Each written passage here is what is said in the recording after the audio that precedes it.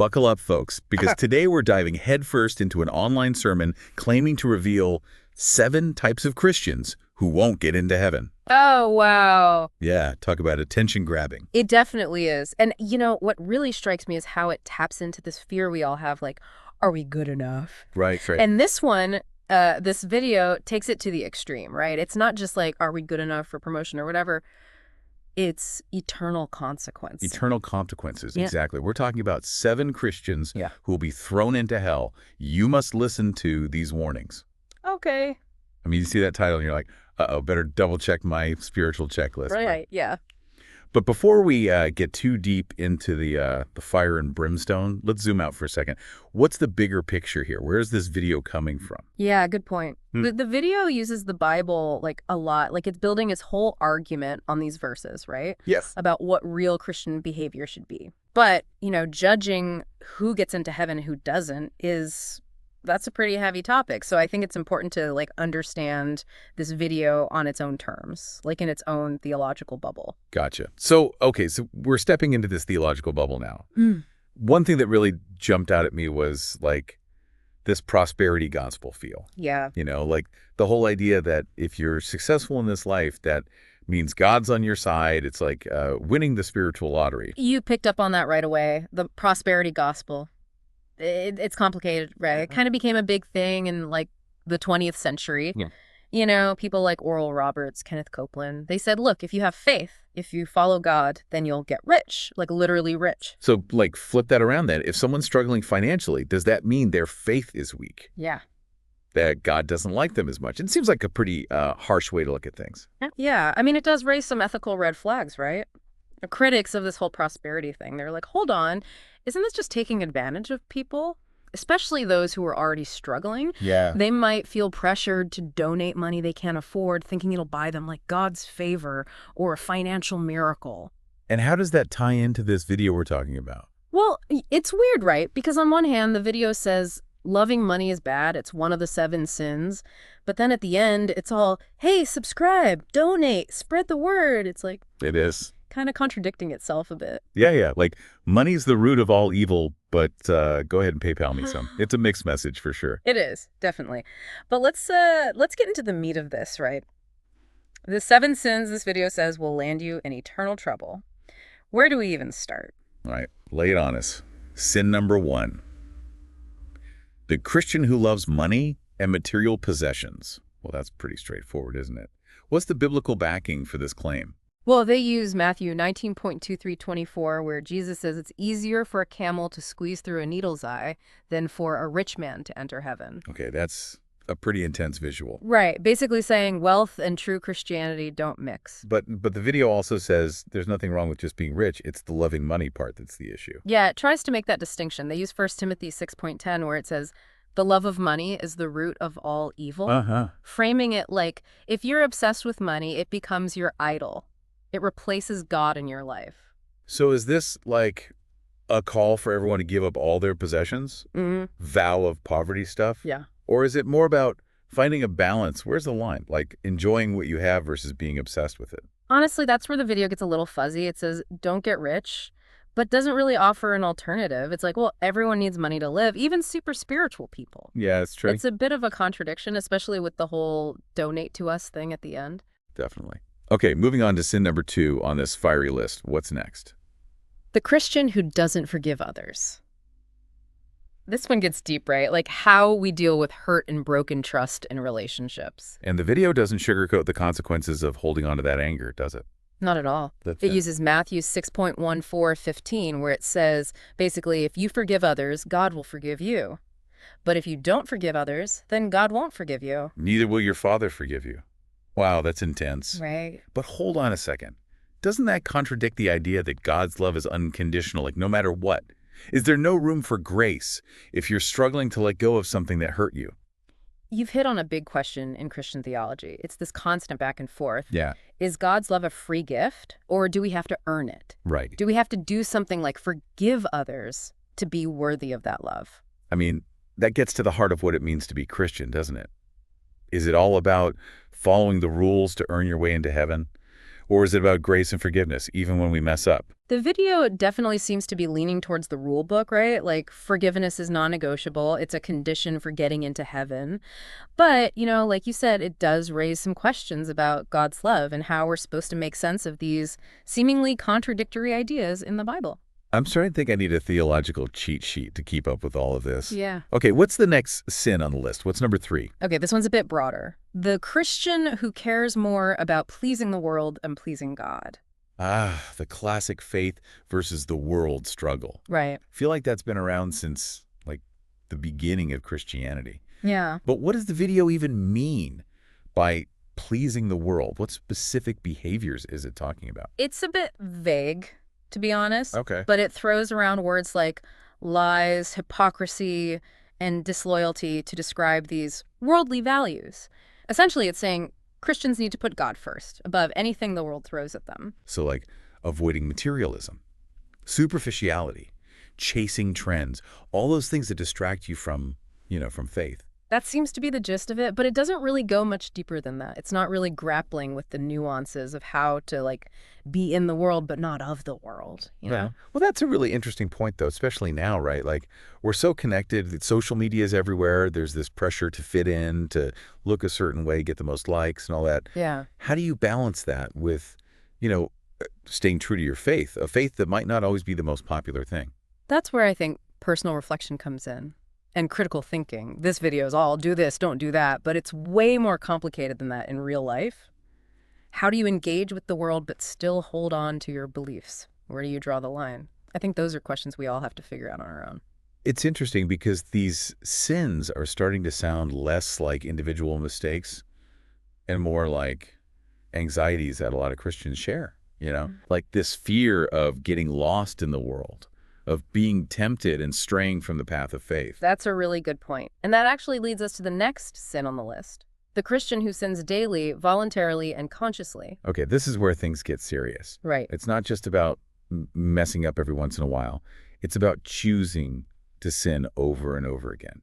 What's the video's take on that? It uses Hebrews 10.2629, which basically warns against continuing to sin after you've learned about the truth, about Christ. Okay. It even says there's no sacrifice for sins left for those people. Oh, wow, that's a heavy. Yeah, it's pretty intense. The video's drawing a line between, genuine mistakes and deliberately rejecting God's grace. So even though we all make mistakes, there's a difference between honestly being sorry and just taking God's forgiveness for granted. I think that's the point they're trying to make. Okay. It's not about being perfect, because who can be perfect? But it's about showing that you truly want to live a life that honors God. I think I need a minute to process all of this before we go any further. This deep dive is getting intense. Yeah. We've covered a lot. Maybe we should take a break here and come back to the remaining sins in part 2. It's interesting, as we go through these sins, it's like they're reflecting anxieties, specific anxieties within Christianity today. Yeah. This tension between, old school values and, trying to live in the modern world. That's a really good point. It's like this video is holding up a mirror. Right. Yeah. To the struggles a lot of Christians are facing today. So what's next on this list of spiritual danger zones? Number 5 is the lukewarm Christian. Ooh, lukewarm. Not exactly a compliment, is it? Lukewarm. It's almost worse than being totally cold, isn't it? Yeah. It's like you're just there, but not really there, Spiritually apathetic. Exactly. No passion, no fire. The video uses Revelation 3.15:16, where, God basically says, I know you're neither hot nor cold. I wish you were one or the other, but because you're lukewarm, I'm going to. Well, he uses a pretty strong image. Oh, yeah. What's that? He says, I will vomit you out of my mouth. Okay, that's pretty vivid. Right. Definitely gets the point across about how God feels about lukewarm faith. Yeah. But what does that even look like in real life? How do you act like a lukewarm Christian? The video says it's about not really being committed. You might care more about money and stuff than growing spiritually. Or maybe you've gotten too comfortable in your faith. You're just going through the motions, not really connecting with God. There's more than just, showing up to church every Sunday. Yeah. Checking off the religious boxes. Yeah, it's about having a real relationship with God. And, it's funny, it kind of goes back to that prosperity gospel idea we talked about earlier. Okay. The video's saying, don't think just because you're successful in this life, you're good with God. Don't get caught up in that spiritual materialism. That's so relevant, right? Yeah. Like, our culture is all about achieving, getting more, being the best. Makes you wonder, are we so focused on looking good and getting stuff that we've forgotten about our inner spiritual lives? That's a good question to ask ourselves, for sure. The video, even if it's kind of blunt about it, is making us look at what's really important. Is our faith just a label, or is it something real, something that guides our lives? This is really making me think about my own faith journey, you know? It's easy to get distracted by life and lose sight of what truly matters. All right, let's move on to the next sin on the list. What's number 6? The Christian who doesn't love their neighbor or show kindness to those in need. Basically saying, faith should lead to action, to actually helping others. I mean, come on, shouldn't that be obvious? Loving your neighbor is like Christianity 101. Right. You'd think so, right? It's right up there with loving God. The video even quotes 1 John 4:20, where it says, basically, if you say you love God but hate your brother or sister, you're a liar. Because if you can't love the people you see, how can you love God who you can't see? Right. Actions speak louder than words. It's like saying you can't be a true follower of Christ if you ignore people who are suffering, if you don't help those in need. Exactly. And it's not just about those big charity events or donating money. It's about being kind in your everyday life, treating everyone with respect, no matter who they are, what they have. Reminds me of that quote, you can tell a lot about a person by how they treat people who can't do anything for them. It's about recognizing everyone's value as a human being. Yeah. Seeing them as like a reflection of God, another traveler on this journey of life. Well said. This deep dive is really making me think about how my faith actually shows up in my life. You know, like, am I really living out the values I believe in? Okay, let's tackle the last sin on this list. What's number 7? All right, the 7th sin is hating God's laws. And this one gets into the whole debate about the Old and New Testament. Yes, that age-old question. Yeah. Are the rules from the Old Testament still relevant today? I feel like there are a million different interpretations of that. Right. So many discussions and arguments. What this video does is it takes a pretty literal approach. It quotes Matthew 5:720, where Jesus says, "Don't think I came to get rid of the law or the prophets. I didn't come to abolish them, but to fulfill them." So the video basically interprets that as, hey, Christians, you still got to follow the 10 Commandments and all those other laws from the Old Testament. So, like, if you lie, cheat, steal, all that stuff, you're breaking God's law, and that means no heaven for you. That's what they're saying. But, you know, there's a lot of debate within Christianity about which Old Testament laws still apply to Christians today. Like, didn't Jesus preach about grace and forgiveness, putting love and compassion above strict rules? Yeah, that's a good point. It's not always black and white, is it? Right. There are lots of different views on how to interpret and apply those Old Testament laws, especially in light of, like, the new covenant that Jesus brought. Some Christians think certain laws, like what you eat or specific rituals, don't matter anymore. But others believe the moral principles behind those laws, those are still important. It's a really complex topic. You can't just say, this applies, this doesn't. There's a lot of room for personal understanding and interpretation. Absolutely. That's why it's so important to, like, learn from different perspectives. Talk to people you trust about their understanding of the Bible. Yeah. If you just blindly follow one interpretation, you might miss the bigger picture, the heart of the gospel message. Okay, so we've gone through all 7 sins now. What a journey. It's been emotional, thought-provoking. It has. What are your overall thoughts? What really stands out to you from all of this? This video is definitely intense, right? Yeah. It tries to scare you into examining your life, make sure you're living the way you say you believe. But beyond all the fire and brimstone, I think there's something deeper here worth thinking about. I agree. It's easy to fall into that us versus them trap, you know, judging people who don't fit our idea of a perfect Christian. Yeah. But this video, in its own way, makes us look inward. It forces us to ask ourselves some tough questions about our own faith and how we live it out. Yeah, that's a good point. It's like, are we actually living by the values we claim to believe in? Are we trying to be loving, compassionate, forgiving in our relationships? Are we growing closer to God? Or have we settled for this, like, surface level faith where it's more about how things look than how we actually feel and act? Those are questions we all need to ask ourselves no matter what our beliefs are. This video, even if it's kind of harsh in its delivery, it does make you think about these things. It reminds you that faith isn't just a destination, it's a journey. Well said. And on that journey, it's important to remember that grace and mercy are at the heart of Christianity. We're all human. We're all going to make mistakes. It's not about being perfect. It's about Accepting God's love and forgiveness and letting that change us. That's such a crucial point. This video focuses so much on judgment and punishment, it can really make people feel hopeless and discouraged. But the real message of Christianity is about hope and redemption. Right. It's about recognizing our shared humanity and trying to live out God's love and grace in everything we do. You've really hit on something important. This video shows what can happen when you approach faith from a place of fear. It becomes all about punishment and who's in and who's out. But the gospel message is about invitation, not condemnation. Okay, before we wrap up this part of the deep dive, there's one more thing we need to address. The video's own contradictions, especially when it comes to wealth and prosperity. We'll get into that fascinating tension in part 3. All right, so we've talked about these 7 sins, and we've gotten pretty deep into the theology and even like the anxieties that modern Christians are feeling. Yeah. But there's this big contradiction in the video that we just can't ignore. Oh, absolutely. It's like this inner conflict between what the video is saying and how it's acting. Right. It goes on and on about how bad it is to love money. Yeah. Like, focus on spiritual wealth, not material possessions. But then... All right.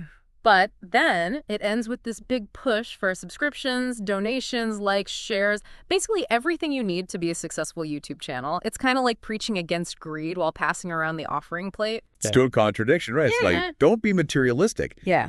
But hey, check out our new faith-based merchandise. You nailed it. That irony isn't lost, I'm sure, on a lot of people. Right. And it takes us back to this whole debate within Christianity about wealth and prosperity and like the role of material stuff in a life of faith. Right. Right. Is being rich a sign that God loves you, like the prosperity gospel says? Or is true wealth about spiritual growth and helping others? Exactly. Tough questions. And the video is kind of stuck in the middle, criticizing the pursuit of wealth, but then also implying that financial support shows how committed you are spiritually. It's tricky for sure. It is. So is it like hypocritical for a preacher to talk about the dangers of wealth but then ask for money? How can you like reconcile those two ideas? Yeah, that's where it gets really complicated. Some people say it's totally fine for religious leaders to get paid for their work, just like anyone else with a job.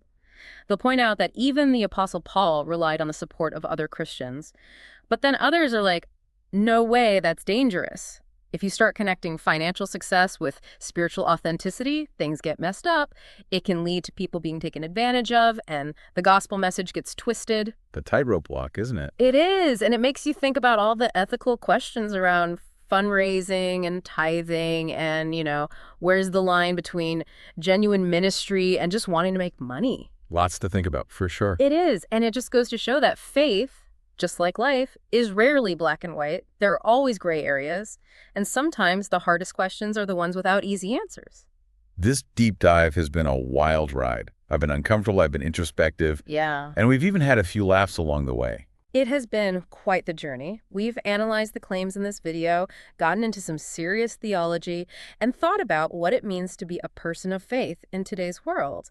Even though the video itself might be controversial, I think it actually does something important. Yeah, I think so too. It makes us face some uncomfortable truths about ourselves, challenge the things we think we know, and have real conversations about what it means to live out our faith. Absolutely. It's not about blindly accepting someone else's judgment about who's going to heaven and who isn't. It's about looking inward, growing spiritually, and figuring out what you truly believe.